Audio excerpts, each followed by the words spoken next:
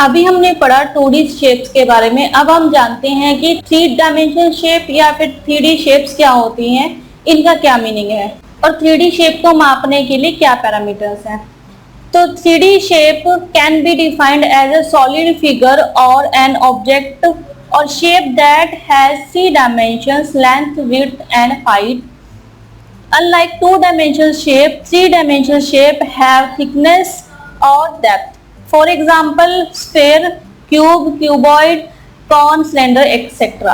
तो जो 3D shape है उसको ठोस शेप या ऑब्जेक्ट के रूप में डिफाइन किया गया है।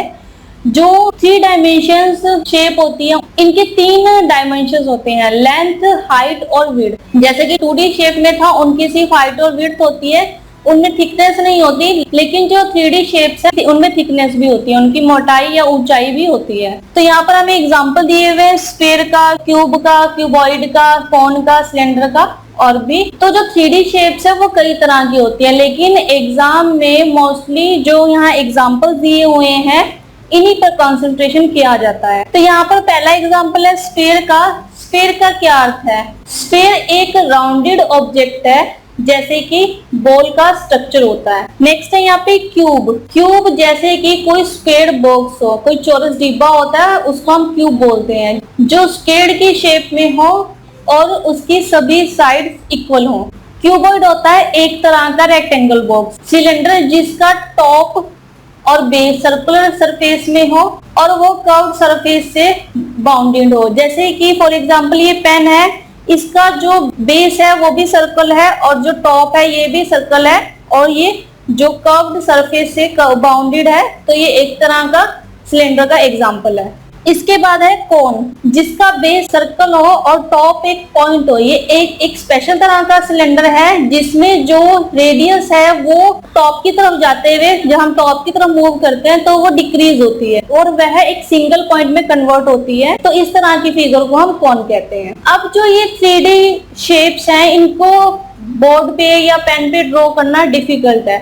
2D शेप को तो हम ड्रॉ कर सकते हैं, पेपर पर उनको ड्रॉ करना आसान है, लेकिन जो 3D शेप्स है वो ड्रॉ करना डिफिकल्ट है। फिर भी यहाँ पर एक हमने क्यूबॉइड है ये जिसको यहाँ पर ड्रॉ किया है, ठीक है।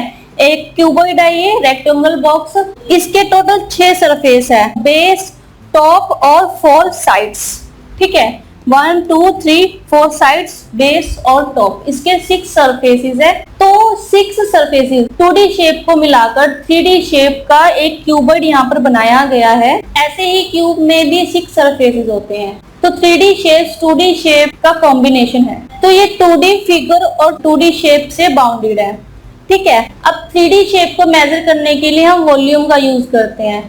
तो अब जानते हैं कि वॉल्यूम या सरफेसेस का क्या अर्थ है, ठीक है।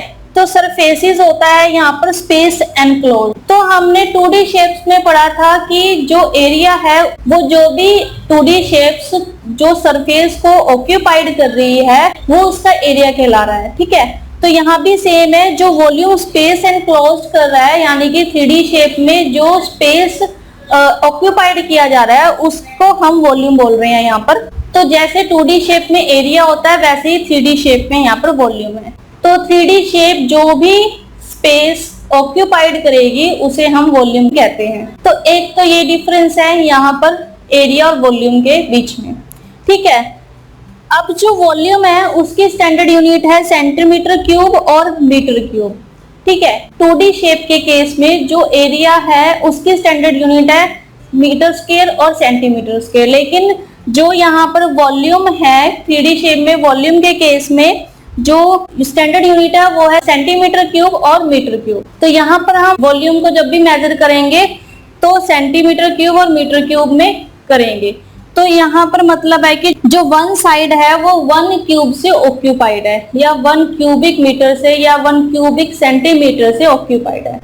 एरिया के केस में जहां पर 1 metre square side 1 metre area square है और यहाँ पर 1 मीटर क्यूब एक साइड के क्यूब मीटर के ऑक्यूपाइड वाला वॉल्यूम है। तो यहाँ पर जो ये क्यूबॉइड है ये भी एक साइड से 1 मीटर वाले क्यूब से मिलकर बना हुआ है। तो हम उन क्यूब को काउंट कर कर यहाँ पर क्यूबॉइड की वॉल्यूम को फाइंड आउट कर सकते हैं। तो इसलिए हम यहाँ पर यूनिट यूज करेंगे क्यूबिक सेंटीमीटर और क्यूबिक मीटर, या मीटर क्यूब या सेंटीमीटर क्यूब। ये सिर्फ सेंटीमीटर क्यूब और मीटर क्यूब में नहीं होती, बल्कि ये cubic feet, millimetre cube etcetera और भी यूनिट्स में होती है, लेकिन इसकी जो स्टैंडर्ड यूनिट है वो है सेंटीमीटर क्यूब और मीटर क्यूब। 3D शेप को मेजर करने का फर्स्ट पैरामीटर है यहाँ पर वॉल्यूम, सेकेंड पैरामीटर है यहाँ पर सरफेस एरिया।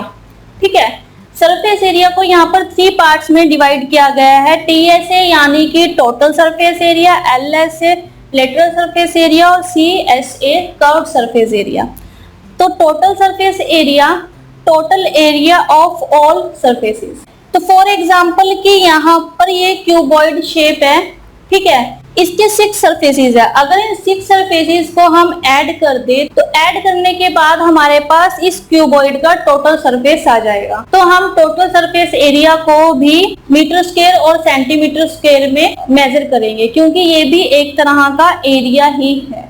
ऐसे ही दूसरा है lateral surface area, total area of only lateral surface, यानी कि जो टोटल एरिया जो ऑब्जेक्ट के सराउंडिंग हो। जैसे कि यहाँ पे क्यूबॉइड है, अगर हम इसके सराउंडिंग की बात करें तो इसके 4 सरफेसेस है, तो अगर हम इसको ऐड करेंगे तो भी ये एरिया आएगा। इसको भी हम सेंटीमीटर स्क्वायर और मीटर स्क्वायर में मेजर करते हैं। ठीक है, तो ऐड करके जो यहाँ पर एरिया आएगा वो लेटरल सरफेस एरिया होगा, इसको हम सेंटीमीटर स्क्वायर और मीटर स्क्वायर में मेजर करते हैं। थर्ड है यहाँ पर curved surface area, total area of only curved surface. तो जो हमारे पास कर्व्ड ऑब्जेक्ट है उनके सराउंडिंग सरफेस को मेजर करना। एक बेस है और एक टॉप है, जो इसके बीच का कर्व्ड शेप है, ये कर्व्ड शेप है यहाँ पर। तो अगर हम इस एरिया को फाइंड आउट करेंगे तो ये कर्व्ड सरफेस एरिया कहलाएगा। तो हमने यहाँ पे सरफेस के 3 टाइप्स पढ़े। टोटल सरफेस एरिया, जब हम 6 साइड को ऐड कर देंगे तो हमारे पास टोटल सरफेस एरिया आ जाएगा।